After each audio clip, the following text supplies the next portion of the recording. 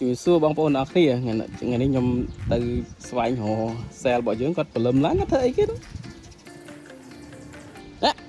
បងអសល់បាទសួស្តីសុខសប្បាយសុខសប្បាយទៅបងមានអីមកគេសាច់ញឹមថ្ងៃនេះអេបងអសល់វាយមកធ្វើអីគេនោះខ្ញុំមកចាច់ផ្ទះគំរូបន្តិចបងហើយយើងងាយស្រួលឲ្យបានភៀវយើងបានមើលបានអីចឹងណាដើម្បីថ្ងៃនេះយើងមានភៀវមកច្រើនដែរបងហើយឮថាបរិយាវេលាម្ល៉េះគេមានផ្ដល់ជូនអីពិសេសហ៎អញ្ចឹង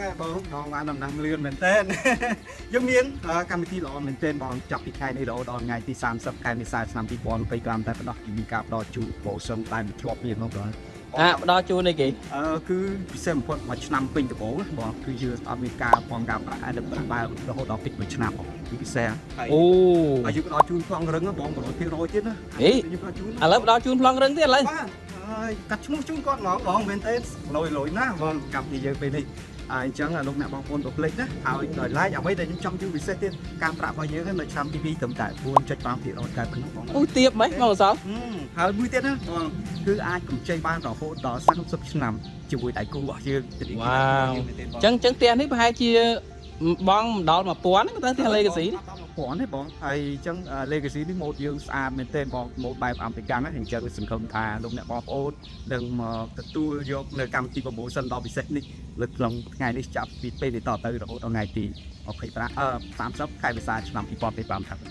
ចុងភ្លេចជួបគ្នាអញ្ចឹងមកថ្ងៃណាក៏បានដែរឲ្យតែចាប់ពីថ្ងៃហ្នឹងរហូតដល់ថ្ងៃទី30បងហ្នឹងទៅបងហើយយើងទទួលបាននៅ promotion នេះទាំងអស់គ្នាអូហើយចុះរយៈពេលសាងសង់មិនដែរបងអសល់ខ្លាចថាយូរ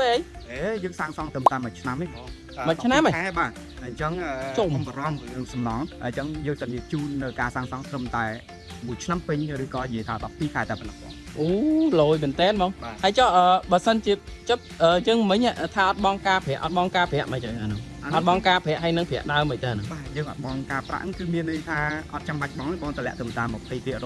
បងទទួលបាននៅគេថាអត់បងការប្រាក់នៅប្រាក់ដើមរហូតដល់ពេញមួយឆ្នាំអូនេះគឺជាកម្មវិធីពិសេសបងផ្លេចខំថាបងប្អូនលោកអ្នកបងប្អូននឹងអញ្ជើញមកទទួលយកនៅ promotion ឬកម្មវិធីពិសេសនេះពីបរិយា